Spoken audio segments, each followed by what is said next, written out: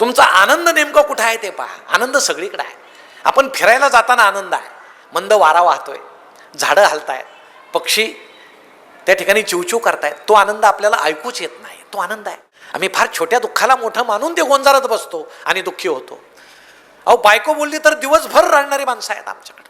आता ही का रडायची गोष्ट आहे का? हे का दुःख आहे का? हे विशाल दुःख पाहिल्यानंतर आपल्याला आपल्या दुःखाची जाणीव होते. या पद्धतीचं दुःख, आपलं दुःख हे क्षुद्र मानून आनंदाची वाट आपण पाहायला पाहिजे. एखादा मनुष्य कुत्रं घेऊन फिरतोय, आपल्याला नाही कुत्रं, नका दुःख बाळगू, त्याला आहे ना, त्याच्या आनंदात सामील व्हा. कधी कधी तो आपल्याला हसायला पण लावतो, कारण कुत्र्यानं त्याला फिरायला आणलं की त्यानं कुत्र्याला हे समजत नाही, कुत्रं त्याला ओढतं हे मागून असं ताणत जातं. आनंदाची गोष्ट आहे. मागच्या आठवड्यात अशीच गंमत झाली. मी असा पहाटे फिरायला गेलो बरं का. थोडा अंधारच होता आणि फिरता फिरता त्या धुसर अंधारातून कुठली तरी एक स्त्री मला म्हटली गुड मॉर्निंग. छान वाटलं मला. मी म्हटलं गुड मॉर्निंग. घरी आलो. आता अशा वेळेस चेहऱ्यावरचा आनंद काही लपत नाही. बायकोनं विचारलं काय आज आनंदी दिसताय? म्हटलं तसं काय नाही. नाही सांगा सांगा काय झालं? म्हटलं नाही, मग कुणीतरी स्त्री मला भेटली आणि ती गुड मॉर्निंग म्हटली. ती म्हटली मीच होते. लगेच चेहरा पडला बुवा. मग तिनं हा प्रश्न विचारला, कुणातरी स्त्रीनं गुड मॉर्निंग म्हटल्यावर आनंद होतो, बायकोनं म्हटल्यावर का होत नाही? मला आठवतं आपण दप्तर घेऊन जायचो शाळेमध्ये. कशाचे दप्तर असायचे याला मुलांना माहीतही नाही. सुफला युरियाच्या गोण्या असायच्या आणि आम्ही त्याचे ब्रँड ॲम्बेसिडर्स होतो. विजारीला मोठमोठे टीव्ही सारखे ठिगळं असायचे. आणि कपडा फाटलेला असला की आई जाऊ देत नव्हती. आई म्हणायची थांब बाळ. ती अशी रफू करायची बारीक सुईनं. आमच्या ताईचा फ्रॉक कुठं फाटलेला असेल, आई म्हणायची थांब. विरलेला असला तरी कपडा फाटलेला नको, ती बारीक सुईनं असं रफू करायची. मुलं तुला हसतील, गुरुजी तुला हसतील, तसं जाऊ नको. कारण पूर्वी कपडा फाटला की प्रतिष्ठा जायची. आता काय, चांगली पॅन्ट 1000ला आहे, फाटलेली 2000ला आहे. ती फाडून शिवतात की शिवून फाडतात कळायला मार्गच नाही. काल परवा मी पुण्यामध्ये गेलो होतो एका गॅदरिंगला, कॉलेजला. एक पोरापोरींचं टोळकं येताना दिसलं. असं बॉम्ब स्फोटात उद्ध्वस्त झाल्यासारखे दिसत होतं माणसं. कोणाच्या इथं फाटलंय, कोणाच्या इथं फाटलंय, कोणाच्या पॅन्टीत गोळ्या शिरल्यात.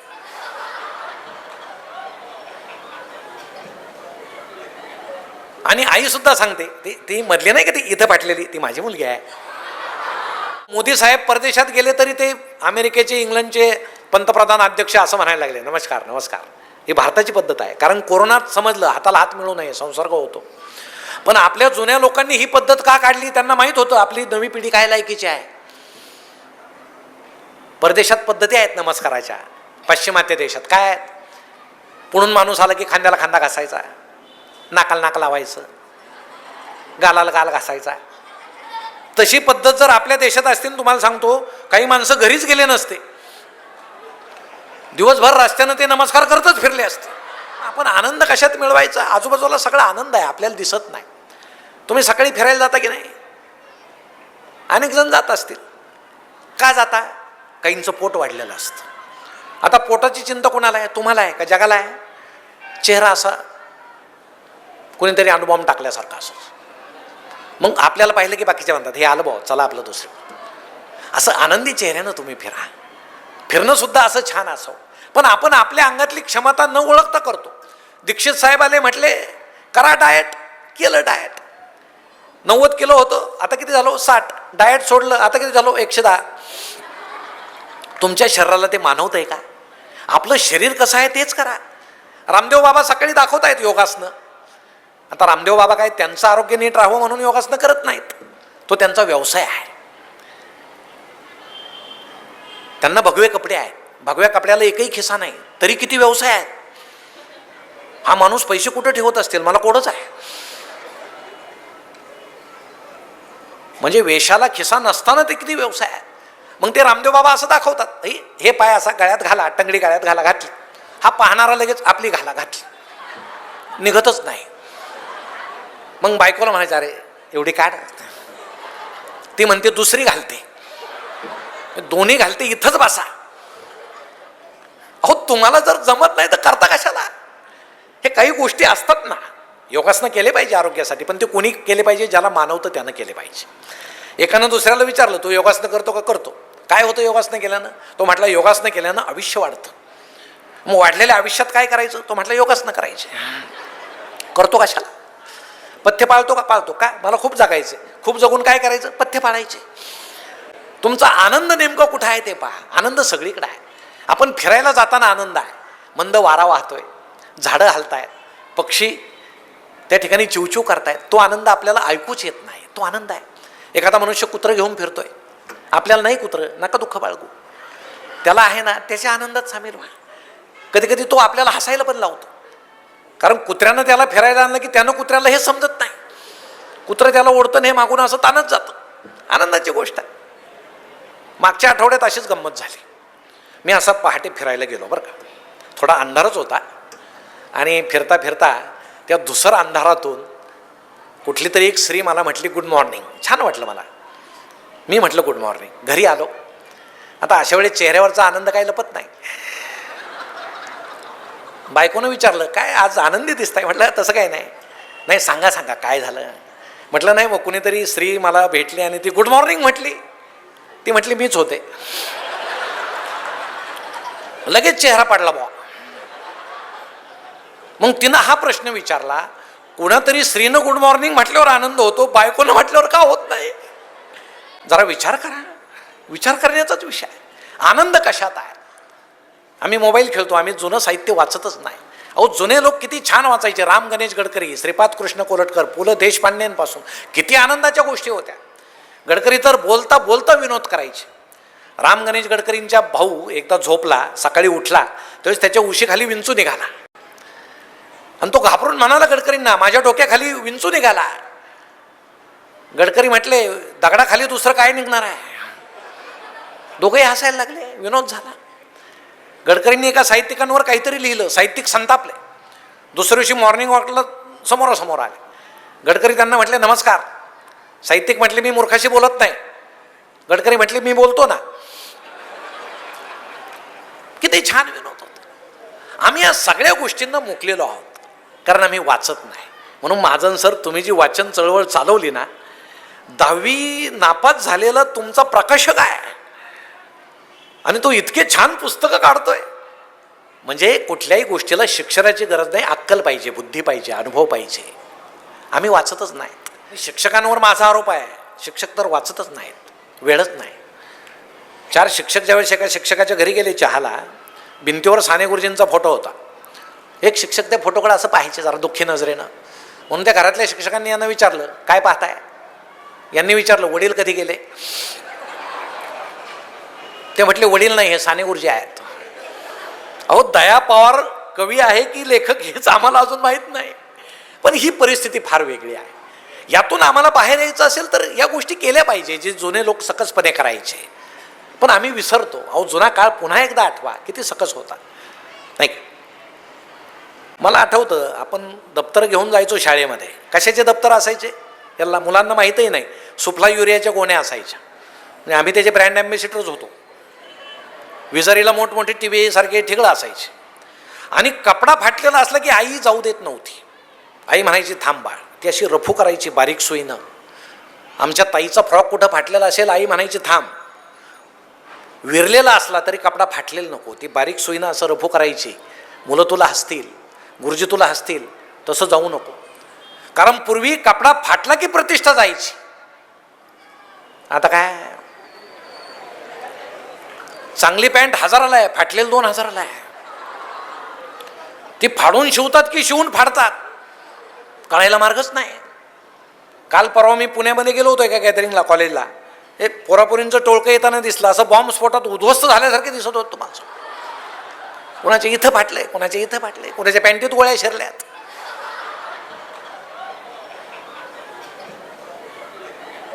आणि आई सुद्धा सांगते ती मधली नाही का ती इथं फाटलेली, ती माझी मुलगी आहे.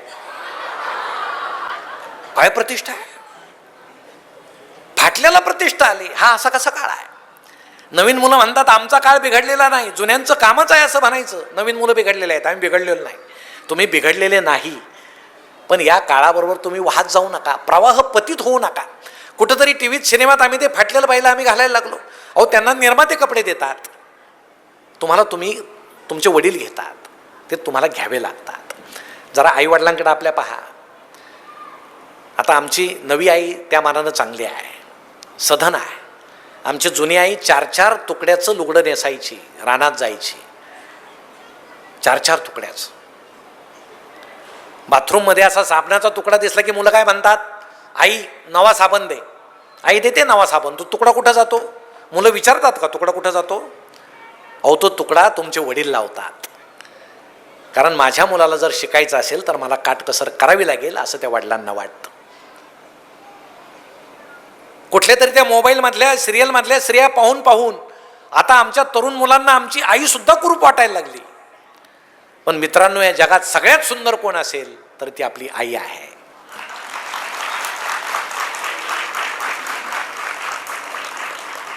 आपल्या आईनं जर मेकअप केला ना तर ती त्या नटीपेक्षा सुंदर दिसेल. पण तुम्ही उपाशी माराल, कारण तिला मेकअप करायला वेळ नाही. तुमचं पोट तिला भरायचं आहे. तुम्ही 6 पॅक मिळवा, नटनट्या काय त्या नटासारखे सलमान खान वगैरे असे मिळवा, काही अडचण नाही. पण ते मिळवण्याआधी रानात जाऊन आपल्या उघड्या अंगाच्या बापाला एकदा पहा, त्याचे किती हाडं बाहेर आले, कोणासाठी आले. शाळेमध्ये तास सुरू असताना आपलं जर लक्ष लागलं नाही ना, 2 मिनिट डोळे मिटा आणि फक्त आपले आई वडील आठवा, तुमचं आपोआप लक्ष लागेल ते आपल्यासाठी काय करतायत. पण आम्ही आपलं ब्लँकेटच्या हातून आता चॅटिंग करतोय, ब्लँकेटच्या हातून. आम्ही असं वागू नये की आमच्या आईवडिलाची मान खाली जाईल, पण आम्ही वागतो, कारण आमचा समाज असा प्रवाह पतित आहे. अहो 140 अब्ज देशाच्या या लोकसंख्येमध्ये 110 अब्ज मोबाईल आहेत, 110 कोटी मोबाईल आहेत. काय परिस्थिती आहे? आम्हाला सवय आहे. आता ते जुने लोक आमचे काय करायचे, ते गळ्यामध्ये उपरणं गमजा म्हणायचे त्याला. आता कोरोना झाल्यावर लोकांना समजायला लागलं तो मास्कच होता ना. आम्ही आता ते मुसके लावायला लागलो मास्क. आमच्या जुन्या लोकांनी नमस्काराची पद्धत कशी काढली, अशी नमस्कार राम राम. अहो मोदी साहेब परदेशात गेले तरी ते अमेरिकेचे इंग्लंडचे पंतप्रधान अध्यक्ष असं म्हणायला लागले, नमस्कार नमस्कार. ही भारताची पद्धत आहे, कारण कोरोनात समजलं हाताला हात मिळू नये, संसर्ग होतो. पण आपल्या जुन्या लोकांनी ही पद्धत का काढली? त्यांना माहीत होतं आपली नवी पिढी काय लायकीची आहे. परदेशात पद्धती आहेत नमस्काराच्या, पाश्चिमात्य देशात काय आहेत? पुढून माणूस आला की खांद्याला खांदा घासायचा, नाकाला नाक लावायचं, गालाला गाल घासायचा. तशी पद्धत जर आपल्या देशात असतील, तुम्हाला सांगतो काही माणसं घरीच गेले नसते, दिवसभर रस्त्यानं ते नमस्कार करतच फिरले असते. की आपल्या जुन्या लोकांना माहीत होतं ही पुढची पिढी कशी आहे, म्हणून ते सावध झाले. नमस्कार लांबूनच राम राम, ही अशी आपल्या लोकांची परंपरा. पण आम्ही हे करता करता काही गोष्टी लक्षातच घेत नाही. कोरोनामध्ये लग्न झाले, किती माणसं होते लग्नाला? 5, 4, 3. त्यांचे संसार काही सुखी झाले नाही? झाले. याचा अर्थ आशीर्वाद द्यायला फार लोकांची गरज नाही. पण कोरोना संपला, पुन्हा सुरू झालं. पुन्हा 2-2, 3-3, 4-4 हजार लोक सुरू झाले आणि आमचे लग्न तसे सुरू झाले. अहो तुम्ही जुने लग्न आठवा, नवरीला तर मेकअप नव्हता, हळदच होती. काल परवा मी एका लग्नाला गेलो, लग्नाला उशीर झाला. म्हटलं नवरी यायची का? म्हणे नाही, नवरी आली, नवरीची आई यायची, मेकअप करते. अहो मेकअप ही आमच्या ताईची गरजच नाही, ती मेकअप तयार करणाऱ्या कंपन्यांची गरज आहे. आमची आई आठवा बरं कसा मेकअप करायची, चेहरा गार पाण्यात धुवायची. प्रत्येकाची आई आठवत असेल तुम्हाला. असं त्या मातीच्या भिंतीत कुठंतरी आरशाचा तुकडा खोचलेला असायचा, ती अशी खाली वाकायची, मेण लावायची, त्यावर कुंकू लावायची, पदर घ्यायची, असं जिभेच्या टोकानं ओला करायची, असं छान वर्तुळ काढायची. तिचं सौभाग्य पहा कसं ठसठशीत टिकायचं. अर्थात ते त्या काळात तर सौभाग्यही तसं टिकाऊ होतं. आता टिकल्या आल्या म्हणजे तुमची चूक नाही, कारण हे कधी कळून पडतील यांचाही भरोसा नाही. त्यामुळं तुम्हाला तरी कसं चूक म्हणायचं, तुम्हाला कसं नाव ठेवायचं. पण हा बदलत गेलेला काळ आहे आणि आम्हाला तो अस्वस्थ करून जातो. म्हणून जुने लग्न आठवा. आमच्याकडे जे लग्न व्हायचे ते गव्हाचा भरडा असायचा, त्याची लापशी करायची. आपल्याकडे करतात का? नाही. गव्हाचा भरडा करून त्याची गुळाची लापशी करायची आणि ते एका खोलीमध्ये त्याचा ढीक असं साचवायचे आणि त्याच्यावर एक धोतर अंथरून पांघरून ठेवायचे. दुसऱ्या दिवशी पंगत बसली की एक म्हातार बुवा खोरं घ्यायचे आणि खोऱ्यानं ते गमेल्यात भरायचे. त्यावेळेस वाढणारे सुद्धा गावातलेच लोक होते. आणि लोक असे खालीच बसायचे बरं का जेवायला गल्लीत वगैरे. त्या पत्रवळ्या कशा म्हणजे रस्त्यात आणि त्या जेवणात आणि रस्त्यात काहीच अंतर नसायचं, अशा त्या पत्रवळ्या असायच्या. त्यावर सार ओतला की तो पळून जायचा रस्त्याला, तो भातात टिकतच नव्हता अशा, आणि धूळ उडायची. पण लोक बसायचे आनंदानं की यानं जे केलंय ते आनंदानं खाऊ बुवा, नाही तर आपल्या आशीर्वादानं कुणाचं भलं झालंय, म्हणून लोक असं जेवायचे शांतपणे. त्यावेळी स्त्रिया यायच्या, त्या तिथं जेवत नसायच्या, त्या अशा पदराखाली ताट आणि तांब्या असे झाकून आणायच्या. मग त्या ताटामध्ये लापशी घ्यायची, तांब्यामध्ये ती आमटी किंवा सार घ्यायचं आणि घरी जायच्या. संध्याकाळी पुन्हा घरचे ते खायचे. मग दुसऱ्या दिवशी ती लापशी अंगणात अशी वाळू घालायची, त्यामध्ये खोबरं आणि शेंगदाणे असायचे. जास्त चिमण्या जमा झाले की समजायचं लग्न श्रीमंता घरचं होतं, कारण खोबरं आणि शेंगदाणे जास्त असायचे. चिमण्याच गोळ्या झाल्या नाही की समजायचं लग्न गरिबा घरचं होतं. एकही शेंगदाणा नाही, एकही खोबरं नाही. 3-4 दिवसानं पुन्हा ती लापशी गरम करायची आणि खायची, इतकी गरिबी होती. आणि शुभमंगल सावधान एकदा म्हटलं की पुरुषच आधी बसायचे, त्यात काही बदल झालेला नाही अजूनही तेच आहे. मी आमच्या आजोबांना विचारलं, पुरुषच आधी का बसतात बुवा, स्त्रिया का नाही बसत? ते म्हटले त्या फार गप्पा मारत जेवतात, फार वेळ जातो, मग आम्हाला ते सहन होत नाही. पुरुषाचं कसं आहे, पटकन जेवलं म्हणजे रवंत करत गावभर फिरायला मोकळे आम्ही, असं म्हणून आम्ही आधी जेवतो पटकन. मग ते म्हातारबुवा ते लापशी वगैरे, आणि एक म्हातारबुवा त्या पंक्तीत फिरायचे बरं का. ते कशासाठी फिरायचे ते लक्षात घ्या. शेवटची पंगत जर मोठी बसली, त्यावेळेस काही मोबाईल नव्हते, ते पळत जायचे आत आणि त्या लापशीच्या ढिगाजवळचे आजोबा असायचे, त्यांना म्हणायचे, अरे पंगत तर फार मोठी बसली, आता लापशी पुरल का? नाही पुरायची. मग गाव आपल्याला नावं ठेवेल, यांच्या लग्नात लापशीसुद्धा पुरली नाही, काय खरं आहे, कशाला लग्न करताय? मग ते म्हातारबुवा काय करायचे, एक लोखंडाची पहार असायची गरम केलेली, तिथं त्या ढिगाजवळ ठेवलेली, ती पहार घ्यायची आणि त्या लापशीच्या ढिगात अशी खुपसायची. ती खुपसल्याबरोबर त्या लापशीला करपट वास यायचा आणि ते लोक खात नसायचे. अशी वाढली की नाकाजवळ नको भाऊ करपट आहे, लापशी पुरायची. म्हणजे गरिबी झाकण्यासाठी सुद्धा हा प्रयोग व्हायचा. त्या आमटीच्या कढई भोवती बादल्या घेऊन लोक उभे असायचे. आमटी संपत आली, शेवटची पंगत मोठी बसली, होता बादल्या. शेवटच्या पंक्तीला निव्वळ पाणी यायचं, पण कोणीही तक्रार केली नाही, कारण त्यात समाधान असायचं, आनंद असायचा की यानं याच्या कोवतीप्रमाणे केलं, आपण ते खाल्लं पाहिजे. पुऱ्याच्या लग्नात पुऱ्या केल्या तर तो सगळ्यात श्रीमंत. मग आम्हाला आश्चर्य वाटायचं, त्यावेळेस काही केटरर्स नव्हते, मग एवढ्या पुऱ्या कोण करायचं? तर आमच्या गल्लीतल्या साऱ्या म्हाताऱ्या बाया त्या कढईभोवती बसायच्या, अशा पुऱ्या जिथं करायच्या त्या कढईभोवती. आणि तरुण स्त्रिया काय करायच्या, त्या पिठाचे उंडे असे छोटे छोटे उंडे करून द्यायचे की ते म्हाताऱ्या काय करायच्या, गुडघेवर केलेले असायचे. एक उंडा घ्यायच्या, गुडघेवर ठेवायचा उंडा, अशी जोरानं थाप मारायची आणि कढईत फेकायची, त्याला गुडघापुरी म्हणायची. सगळ्या पंक्तीला माहीत होतं गुडघापुरी आहे, पण कुणी नाक मुरडलं नाही. हा एखादी मोठी पुरी आली तर एखादा म्हणायचा, अरे हौसाबाईची दिसते वगैरे असं, पण तो खायचाच, कारण त्यात आनंद असायचा. आता आमचा तो आनंद सगळा हरवून गेला. ते अंतरपाठ धरतात ना, अजूनही धरतात. मी विचारलं एका जुन्या लोकांना, ते अंतरपाठ का धरतात बुवा? ते म्हटले, जुन्या काळी कसं होतं, फोटो वगैरे नव्हते, अल्बमचा विषय नाही. बाप घरी यायचा आणि मुलाला सांगायचा, हे तुझं लग्न जमलं बरं का त्या मुलीशी, तिचा फोटो नाही, मुलगी पाहिलेली नाही, काही नाही. म्हणजे लग्नानंतर एकमेकाला पाहिलेली माणसं आहेत जुने. आणि मग काय व्हायचं, पाहिलेलं नसायचं एकमेकाला. मग नवरदेव इकडे उभा, त्याला त्या मुंडावळे वगैरे भली गर्दी असायची त्याच्या चेहऱ्यावर, नवरी त्या बाजूला पाशिंग वगैरे बांधलेलं, आणि मध्ये ते अंतरपाठवाले असे ते दुष्ट होते बरं का, ते एकमेकाचा चेहरा दिसूच देत नव्हते, असे ताणून धरायचे. मग सगळे एकदा ते मंगल अष्टक झाले की अंतरपाठ खाली केलं की हे एकमेकांना पाहिजे, अरे हाय काय असं पदरी पडलं, पवित्र झालं.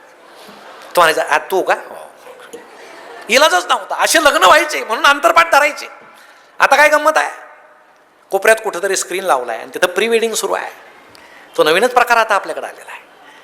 लग्नाच्या महिनाभर आधी जातात हे नवरा नवरी, ते फोटोग्राफर पण जातात, असे लुळू फोटो काढतात त्यांचे असे ते व्हिडिओ. मग हे डोंगरावर हातात हात घेऊन फिरतात. एकच कोल्ड्रिंकची बाटली असते, त्यात 2 नाळ्या, ओढा, ते ओढतं. कधी कधी ही फुंकते आणि हे ओढतं. त्याच वेळेस ती म्हणते, बावळट आहे, काय अडचण नाही. आता आपल्या वेळेस काय झालंय कोणास ठाऊक. मग धबधब्यात पाय सोडून बसतात. काय ते असं छानच ते सगळं स्क्रीनवर चाललेलं असतं, आणि इकडं अंतरपाठवाला असं ताणू ताणू अंतरपाठ धरतो. ते महिना झाला बोंबलत फिरतायत, कशाला धरतो?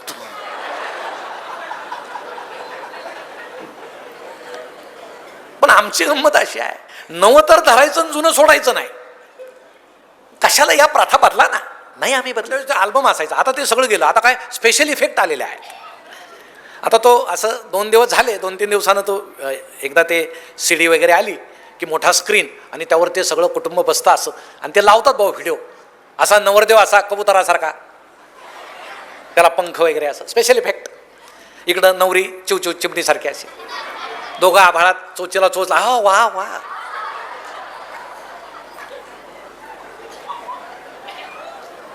नवरीचा बापही दाखवला पाहिजे असा जटायूसारखा पंख कापलेला.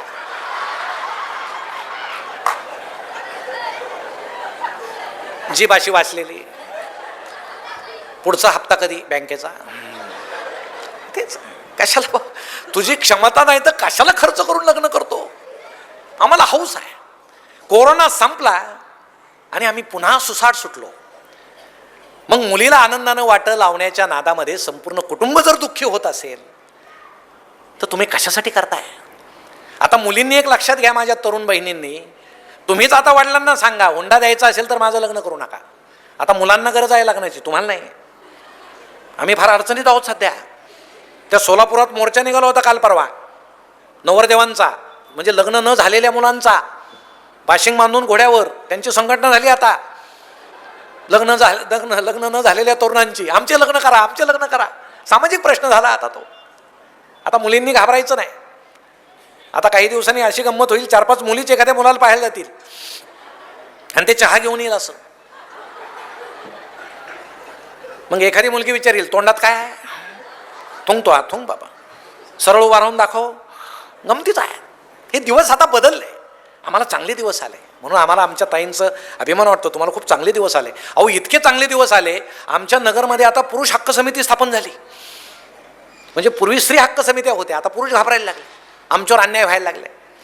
हा पूर्वीचा काळ तसा कठीण होता ना. ते जयवंत दळवींच्या कादंबरीत तुम्ही जर वाचलं तर ते सांगतात आमची एकत्रित कुटुंब पद्धती होती आणि जे स्वयंपाकघर होतं तिथं अंधार होता. म्हणजे आलेल्या पाहुण्यांना स्त्रियांचा चेहरासुद्धा दिसत नसायचा. आणि मग जेवायला सुद्धा कसे बसायचे, संध्याकाळी सगळ्यात ज्येष्ठ माणूस आधी बसायचं, मग वयानं कमी कमी असे सगळ्यात शेवटी लहान मुलगा असे एका रांगेत जेवायला बसायचे. मग सगळ्या स्त्रिया वाढायला यायच्या अशा डोक्यावर पदर घेऊन. त्यावेळेस साड्यांना पदर होते. असे यायचे त्या पदर घेऊन, सगळ्यांना वाढायच्या. मग दळवी सांगायचे आमरस केलेला असला की माणसं असे भुरुक भुरुक पिऊन टाकायचे.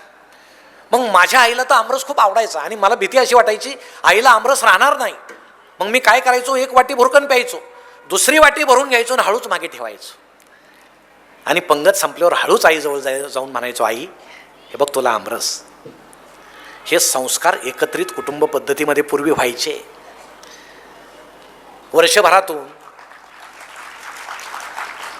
वर्षभरातून साड्यावाला घरी यायचा. काय कोणाला साड्या घ्यायच्या घरातच घ्यायच्या, बाहेर पडायचं नाही. पूर्वीच्या स्त्रिया, आता बघा आता किती स्वातंत्र्य आहे आपल्याला.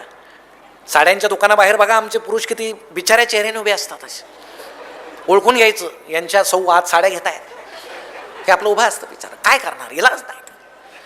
किती स्वातंत्र्य आपल्याला मिळालं. या स्वातंत्र्याचा उपभोग तुम्ही घ्या. आमच्या सावित्रीबाई जिजाऊमुळे हे दिवस तुम्हाला आलेले आहे, ती आनंदाची गोष्ट आहे. म्हणून आपला आनंद याच्यात आहे. तुमची वेदना, तुमची दैना आता कमी झालेली आहे.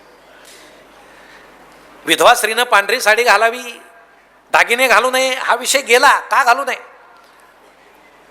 अहो ज्याची पत्नी वारली तो पुरुष कधी सफेद कपडे घालतो का, चंपी करतो का. तो तर असा समाजात छान राहतो. माझे मुलं उपाशी मरतील भाऊ, मला आता दुसरं करावं लागेल. मुलगे कसले उपाशी मरतात, यालाच घाई झाली. तुम्हाला तो हक्क का नको, तो हक्क आता तुम्हाला आलाय, ही आनंदाची गोष्ट आहे. म्हणून पूर्वीच्या लग्न संस्था आणि आत्ता आम्ही जे करतो हा आम्हाला अस्वस्थ करणारा प्रकार आहे. म्हणून आम्ही सुख कशात मिळवायचं, सुख शोधा. नुसतं सुख, आज आम्ही फक्त सुखी आहोत, समाधानी नाही. कारण सगळे भौतिक साधनं आम्हाला आहेत. सुख आणि समाधान यात काय बदल आहे. समोर पंचपक्वानाचं ताट आहे म्हणजे सुख आहे, पण ते खाल्लं तर पचत नाही म्हणजे समाधान नाही. झोपायला फोमची गादी आहे म्हणजे सुख आहे, पण त्यावर झोप लागत नाही म्हणजे समाधान नाही. आजचा माणूस फक्त सुखी आहे, समाधानी नाही, म्हणून आम्ही अस्वस्थ आहोत. मग आमच्या जुन्या लोकांना सुद्धा वाटतं लहान मुलं ठीक आहे, तरुण मुलं ठीक आहे. आता आम्ही वय जसं आमचं होत चाललं, घराचं आमच्याकडे दुर्लक्ष व्हायला लागलं. ज्येष्ठ लोकांना वाटतंच. पण आमचे काही ज्येष्ठ आजोबाच्या वडिलांच्या वयाची माणसं इथं आहे, त्यांना मी एकच सांगतो, निसर्गाच्या विरोधात कधी वागू नका. निसर्ग आपल्या मदतीला असतो. जसं जसं आपलं वय होत जातं आपल्याला कमी ऐकायला यायला लागतं. ही निसर्गानं केलेली सोय आहे. कारण आपल्याविषयी कोणी चांगलं बोलवलं त्याचा भरोसा राहिलेला नाही. तरी आम्ही कानात ते यंत्र घालतोच आणि एखाद्या दिवशी सून फटकन बोलते की दिवसभर असंच आहे. जसं वय होत जातं कमी दिसायला लागतं. ही निसर्गानं केलेली सोय आहे. कारण तुम्हाला अपेक्षित जग राहिलेलं नाही आहे. ते धुसर झालेलं चांगलं, अस्पष्ट झालेलं चांगलं. तरी आम्ही पुन्हा जाड जाड भिंगाचे चष्मे घालून जग पाहतो आणि दुःखी होतो. खेड्यामध्ये पारावर ज्यावेळेस दोन म्हातारे बसले, एक जण दुसऱ्याला असं म्हटला, काय जमाना आलाय, काय झालं म्हणे. माझी सून मला चहा देताना डोक्यावर पदरच घेत नाही. दुसरा म्हटला, माझी मला चहाच देत नाही.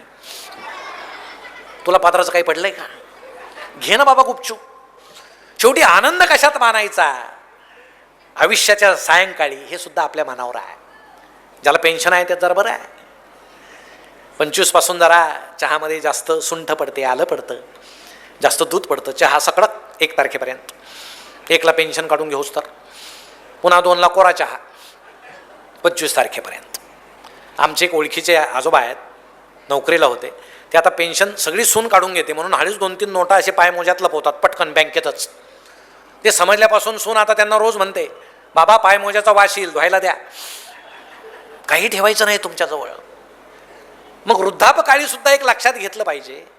सूर्य उगवताना आभाळामध्ये लाली असते म्हणजे आनंद असतो, सुख असतं. तसं सूर्य मावळताना सुद्धा आभाळात लाली असते, आनंद असतो. ते भोगण्याचं तंत्र आपल्याला आत्मसात झालं पाहिजे. आपण कधी काळी घेतलेला ब्लॅक अँड व्हाईट टीव्ही मुलानं विकला, कुणाच्या सांगण्याहून विकला माहीत आहे. काही बोलू नका. नवीन रंगीत टीव्ही आणला. टीव्ही आल्याबरोबर मुलाला म्हणा, बाळ तुला माझी किती काळजी आहे, मला कमी दिसायला लागलं म्हणून तू मोठा टीव्ही आणला.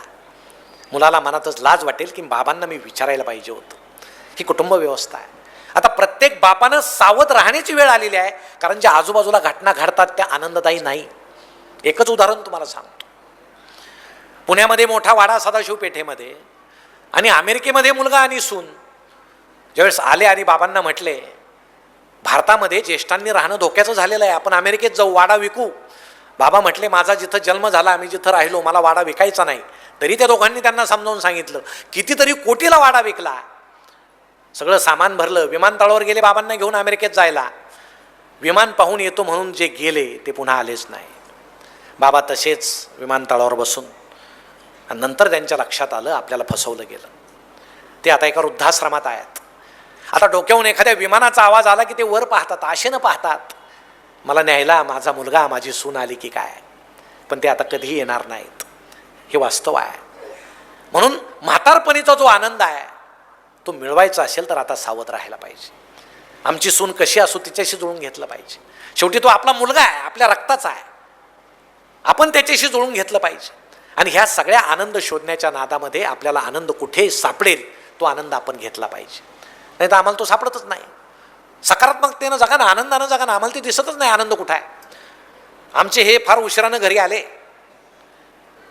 आणि आल्याबरोबर त्यांची पत्नी म्हटली, किती उशीर गेला तो, मगापासून मांड्या म्हणतोय, माकड पाहायचं माकड पाहायचं.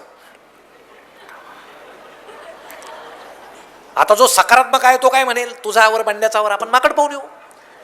पण जो नकारात्मक आहे तो काय म्हणेल, मला पोरासमोर माकड म्हणतेस. आता ते म्हणेल म्हणायची काय गरज आहे, गमती आहेत. कुठल्या डोळ्यानं जग पाहावं त्यावर आनंद आहे. एक स्त्री ज्यावेळेस कापड बाजारातून चालली पेठेमधून, एक डोळा तिचा असा चकना होता, बालपणापासून दिसतच नव्हतं, बोटाला मूल धरलेलं. आणि ती मुलाला म्हटली, बाळ आज या बाजूची सगळी दुकानं बंद आहेत. मुलगा म्हटला, आई घाबरू नको, येताना उघडतील. कुठल्या डोळ्यानं जग पाहायचं ते आपण ठरवायचं. म्हणून तुम्हाला एक गंमत सांगतो. लोकलमध्ये ज्यावेळेस एका मुलाचा मोबाईल खाली पडला दरवाजातून, तो रडायला लागला. एक बाबा त्याच्या समोर आले आणि म्हटले, का रडतो. म्हणे, बाबा मी कालच 20,000चा मोबाईल घेतला होता, पडला हातातून निसटला. ते म्हटले, अरे काय रडू नको, परवा दिवशी मी 70,000चा कॅमेरा घेतला, तो असाच पडला, चोरी गेला, रडू नको. त्याला बरं वाटलं. माझा 20चाच होता, यांचा 70चा गेला. दुसऱ्या दिवशी एक तरुण रडत होता, तेच बाबा त्याच्या समोर गेले. काय झालं. म्हणे, माझे वडील गेले. बाबा म्हटले, तुझं वय किती आहे. तो म्हटला 30. अरे 30 वर्ष तुला वडिलांचं प्रेम मिळालं, कशाला रडतोस. मी लहान असताना माझे वडील गेले. त्या तरुणाला बरं वाटलं. मला 30 वर्ष तरी वडिलांचं प्रेम मिळालं. एक प्रवासी हे पाहायचं, हे बाबा खोटं बोलतायत. कुणाला दुःख झालं की त्याच्यासमोर जातात, काहीतरी खोटं बोलतात. हे नेमके आहेत कोण? एके दिवशी लोकल थांबली, बाबा खाली उतरले, प्रवासी त्यांच्या मागे उतरला. एक खूप उंची गाडी आली, ड्रायव्हर होता, बाबा त्यात बसले. प्रवाशानं रिक्षा केली, त्या गाडीच्या मागे गे म्हटला. रिक्षानं पाठलाग केला. एका भल्या मोठ्या बंगल्यासमोर गाडी थांबली, बाबा आत गेले. हा रिक्षातून उतरला, त्यांच्यासमोर गेला. बाबा सोफ्यावर बसले, प्रवासी त्यांच्यासमोर गेला आणि म्हटला, बाबा मी तुम्हाला आज पकडलं. म्हणे काय झालं? म्हणे मी रोज लोकलमध्ये प्रवास करतो, या वयात कशाला खोटं बोलता? म्हणे अरे झालं काय? म्हणे काय त्या मुलाचा मोबाईल गेला 20,000चा, तुम्ही सांगितलं माझा 70,000चा. कुणाचे वडील वारले, तुम्ही म्हणता माझे बालपणीच वारले. ते बाबा म्हटले खरं आहे, माझी आई जिवंत आहे, माझे वडील जिवंत आहेत, हा बंगला माझा आहे, सगळं ऐश्वर आहे. पण माणसाची एक वृत्ती आहे, आपल्याला झालेलं दुःख हे पुढच्याला झालेल्या दुःखापेक्षा जर कमी असेल तर त्याला आनंद होतो. मी लोकलमध्ये फिरून तेच काम करतो. एखाद्याला दुःख झालं असेल तर मी त्याच्यासमोर जाऊन त्याच्या 5 पट दुःख सांगतो, त्याला बरं वाटतं, त्याला आनंद होतो. आता या वयात दुसरा आनंद मला दुसरा काय मिळणार आहे? मला सगळं आहे. मित्रांनो, हाच आनंद आपल्याला जर मिळवायचा असेल तर दुसऱ्याच्या दुःखात सुख मानू नका. आम्ही ते मानतो. आमच्या मुलीला 80% मार्क पडले, आनंद व्हायला पाहिजे ना. हळूच शेजारी जायचं, तुमच्या किती येतो? 85. अरे वय, तिला 5% जास्त पडले ना. मग एखादे पाहुणे आले विचारलं किती? 90. पालकाचे ग्रेस मार्क असतात जास्त, 5. 90. 80 तर 80 ना, छान आहेत ना ते. मुलावर विश्वास ठेवा ना, त्यात आनंद आहे. नाही ठेवा. एका माणसाला लॉटरीचं तिकीट लागलं 2 लाखाचं, शेजाऱ्यानं फटाके वाजवले. गाव म्हटलं शेजारी असा लॉटरी याला लागली, फटाके यानं वाजवले. गावातला एक जण त्याला म्हटला, तुझ्यासारखा शेजारी मला पाहिजे होता. काय झालं? म्हणे अरे लॉटरी त्याला लागली, फटाके तू वाजवले, शेजारी असा. तो म्हटला तसं काही नाही, त्याला तिकीटच सापडत नाही म्हणून मी फटाके वाजवले. किती आनंद आहे. दुसऱ्याच्या दुःखात सुख हे टिकणारं नसतं, हे शाश्वत नसतं, हे आळवावरच्या पाण्यासारखं असतं, ते कधी उघळून जातं. म्हणून स्वतःचे जे शाश्वत सुख आहे, तुम्ही आनंद वाटा, तुम्हाला आनंद मिळेल. दुःख वाटा, दुःखच मिळेल. आपल्याला सवय असते दुःख देखणं करायची. आपलं जर ऑपरेशन झालं ना, आपल्याला वाटतं खूप माणसं भेटायला यावेत.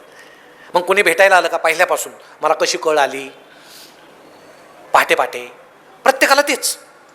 मग मला 3 स्टेन टाकल्या. अरे बाबा, पुढच्याचे 4 मणके बदलले, तू कशाला त्याला सांगतो 3 स्टेन टाकले? त्याला तुझ्यापेक्षा जास्त दुःख आहे. पण आम्ही पुढच्याला किती दुःख आहे न पाहता आमचं दुःख देखणं करण्याचा प्रयत्न करतो. म्हणून आमच्या समाजातला माणूस हसत का नाही? हसतो तो, पण हसण्याला आदर नाही. आमच्या समाजात हसण्याला आदर नाही. रशिया, जपान, भारत हे माणसं असेच हसतात, निवांत हसतात, हसण्याला आदर नाही. अहो, अमेरिकेसारख्या इथं माणसं आनंद मिळवतात, दिलखुलास असतात. मग आपल्याकडचे जे ज्ञानी लोक आहेत ना, ते अरण्यात देवळात जाऊन असे नाक धरून बसलेले असतात, कारण ते ज्ञानी आहेत, विद्वान आहेत. आणि जेवढं जड बोललं कुणाला न कळालेलं मग ते विद्वान. असं नकोच आहे. प्रत्येक ठिकाणी आनंद मिळवा. अर्थाच्या शोधात नावाची कादंबरी तुम्ही वाचली असेल. एक 2 मिनिटात त्यात काय सांगतो, तुम्ही वाचा. छोटी कादंबरी आहे. व्हिक्टर फ्रँकल नावाचा तो डॉक्टर ज्यू असतो म्हणून नाझी सैनिक येतात आणि पत्नीसहित त्याला उचलून नेतं. पत्नी कुठे गेली त्याला माहीत नाही. त्याला एका रेल्वेत कोंबतात. 3 दिवस रेल्वेत धडधडत जाते, अंधार, फक्त खिडकीतून प्रकाश दिसतोय. आणि एके ठिकाणी रेल्वे थांबते, सगळे प्रवासी उतरतात आणि मोठमोठ्यानं रडायला सुरुवात करतात. काय असतं ते? ती असती हिटलरची छळछावणी. ते सैनिक डाव्या बाजूला एक रांग करतं, स्त्रिया, आजारी माणसं, लहान मुलं डाव्या बाजूला, सशक्त माणसं, बरे दिसणारे पुरुष उजव्या बाजूला. हे व्हिक्टरला उजव्या रांगेत घातलं जातं.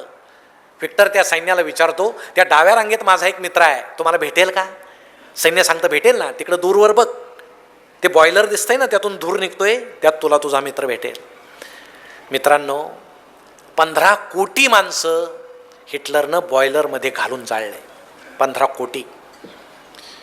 आणि मग त्या उजव्या रांगेला काम करायला लावायचं बर्फामध्ये. त्या व्हिक्टरच्या अंगावरचे सगळे कपडे काढले, डोक्यापासून पायापर्यंतचे सगळे केस काढले, बर्फात काम करायचं. बर्फात काम करून कधी कधी बोटं काळे निळे पडायचे. डॉक्टर यायचे, बोट असं त्या चिमट्यात पकडायचे आणि उपसून फेकून द्यायचे. एक दिवशी व्हिक्टरला सांगितलं, मोठा ढिगारा होता प्रेतांचा, हे प्रेत नेऊन पुरा. वरच्या प्रेताच्या पोटाचा भाग गायब होता, आतडे गायब होते. ते सैन्य ते व्हिक्टरला म्हटलं, हे गेलं कुठं, हा भाग शोधा. व्हिक्टरनं आणि त्याच्या मित्रानं तो आतड्याचा भाग शोधला. किचनमध्ये तो पातेल्यात शिजत होता. इतकं दुःख, इतकं भयान दुःख, इतका छळ 2.5 वर्ष त्या व्हिक्टरनं सोसला, पण त्यानं मनाची उमेद खचू दिली नाही. त्यानं ठरवलं मला मारायचं नाही, मला जगायचं आहे. 2.5 वर्षानं रेड क्रॉसचं सैन्य आलं, त्याची सुटका झाली. नंतर काही दिवसात त्यानं ही कादंबरी लिहिली, जगण्याच्या अर्थाचा शोध लावला. त्या व्हिक्टरचं दुःख कुठं आणि आमचं कुठं? म्हणून आम्हाला मिळालेलं दुःख तुम्ही गोंजारत बसू नका. आम्ही फार छोट्या दुःखाला मोठं मानून ते गोंजारत बसतो आणि दुःखी होतो. अहो, बायको बोलली तर दिवसभर रडणारी माणसं आहेत आमच्याकडे. आता ही का रडायची गोष्ट आहे का? हे का दुःख आहे का? हे विशाल दुःख पाहिल्यानंतर आपल्याला आपल्या दुःखाची जाणीव होते. या पद्धतीचं दुःख, आपलं दुःख हे क्षुद्र मानून आनंदाची वाट आपण पाहायला पाहिजे. राजकारणी सांगतात आमच्या पाठीशी उभे राहा. राजकारण्यांवर मी जास्त बोलणार नाही. शिवसाहेब, ते बोलण्यासारखं खूप आहे. आता तुमचं मनोरंजनच करायचं तर हे भाषणं कशाला? थोड्या वेळ टी व्ही पहा, खूप मनोरंजन होतं. संसदेत तर मनोरंजनच असतं, सगळं गमतीच असतात सगळ्या. पण त्या गमतीसुद्धा तुम्हाला जातानाच एक गंमत सांगतो, जाऊ दे त्यांची. दुसरं एक उदाहरण मी सांगणार होतो, पण विषय निघाला म्हणून सांगतो. त्यांचा आनंद त्यांच्याजवळ, पण तेही हुशार माणसं असतात बरं का, नसतात असं नाही. एक विरोधी पक्षनेते आणि एक मंत्री परदेशात गेले. आता विरोधी पक्षनेत्याचं लक्षच होतं मंत्र्याकडं, हालचालीकडं. ते त्यासाठीच विरोधी पक्षनेते असतात. मग त्यांनी ते राष्ट्र पाहिलं, जेवायला बसले टेबलावर, सोन्याचे ताटं, सोन्याचे चमचे. मग त्या मंत्र्यांना असं वाटलं चमचे किती सुंदर आहे. आता महिलांना, ताईंना मी एक सांगतो बरं का, बाहेर कुठं फार काही चांगलं दिसलं ना, आम्हाला तुमची आठवण येते. म्हणजे किचनमधलं काही पातेलं दिसलं, आपल्याला वाटतं आमच्या याला किती आवडेल. तर त्या मंत्र्याला वाटतं सोन्याचा चमचा आहे, आमच्या याला किती आवडेल. पण आपण परदेशात आहोत, घरी न्यायचा कसा? तसे भारतात आपले अनेक चमचे आहेत, पण हा सोन्याचा आहे. मग काय करायचं बरं? मागणं प्रशस्त दिसेना, जे होईल ते होईल. त्यांनी तो हळूच खिशात घातला. विरोधी पक्षनेत्यानं पाहिला, रे पकडला. आता आपण सांगणार यानं चोरी केली, याचं मंत्रिपद इथंच जाणार.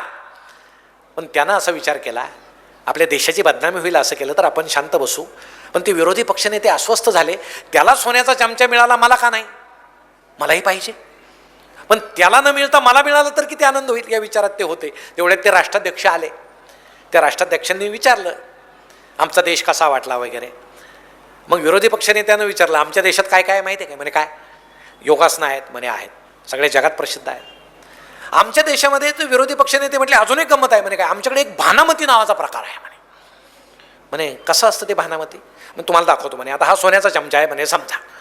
आता हा मी खिशात घातला की तो मंत्र्याच्या खिशातून निघणार म्हणे. तर राष्ट्राध्यक्ष म्हटले शक्य नाही म्हणे. शक्य आहे, बघा घातला खिशात, यांनी काढून दिला, काय करता? त्यामुळे या लोकांविषयी जास्त बोलायला नको. त्यांचा आनंद वेगळाच आहे, त्यांचा आनंद त्यांच्याजवळ राहू द्या. आपल्या सामान्यांना जर आनंद मिळवायचा असेल तर आजूबाजूला सामान्य गोष्टी पहा. आपल्या घरात आजोबा आहेत, आजी आहेत, गोष्टी सांगणारे आजोबा आजी आहेत. त्यांच्या जीवन सत्वावर आपण वाढलेलो आहोत. आपल्या घरामध्ये आई आहे, आपले बाबा आहेत. हे सगळे आनंदाचे झाडं आहेत, हे आनंदाचे सावली देणारे झाडं आहेत. आमचा मुलगा आहे, शाळेतून आल्याबरोबर प्रेमानं त्याच्याशी बोला. शाळेत काय झालं विचारा, त्याच्यावर रागावू नका. त्याला थोडं मातीत खेळू द्या, त्याला हसू द्या, बागडू द्या. त्याचं बालपण जाळू नका. 4-4 तास अभ्यास करून लगेच कोचिंग क्लासला जा. आम्ही पोरगं दुर्मुखलेलं करतो, दुबळं करतो, त्याचं व्यक्तिमत्व असं चिपून टाकतो. आमच्या आईनं आणि वडिलांनी असं करू नये. त्यांना खेळू द्या, जरा मजेशीर राहू द्या, त्यांचं व्यक्तिमत्व फुलू द्या, झाडावरून उड्या मारू द्या. हे सगळे आनंदाचे विषय आहेत आणि हे आनंदाचे विषय घेऊन निश्चित आपण जगाल याची मला खात्री आहे. गेल्या 16 वर्षापासून आपण हा जो आनंद या लोकांना देताय, हीच मोठी आनंदाची गोष्ट आहे.